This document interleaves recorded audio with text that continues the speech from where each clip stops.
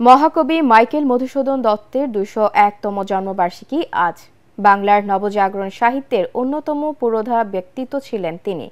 কবির জন্মবার্ষিকী উপলক্ষে তার জন্মস্থান কেশবপুরের সাগরদাড়িতে জেলা প্রশাসনের আয়োজনে মধুমেলা সাংস্কৃতিক অনুষ্ঠানের আয়োজন করা হয়েছে।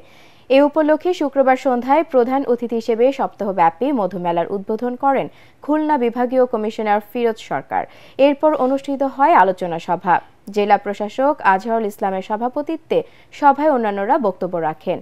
এবারের মধুমেলায় জুলাই-আগস্টের ঘটনা প্রবাহ নিয়ে ছবি প্রদর্শিত হচ্ছে। সেই সাথে মেলায় দর্শনার্থীদের বিনোদনের জন্য মধুমঞ্চে কেশবপুর ও যশোরের শিল্পী গোষ্ঠীর পাশাপাশি দেশ বরেণ্য কবি, সাহিত্যিক ও শিল্পীরা সাংস্কৃতিক অনুষ্ঠান করবেন। এছাড়া মেলায় থাকছে প্যান্ডেলের সার্কাস, জাদু প্রদর্শনী সহ বিভিন্ন আয়োজন।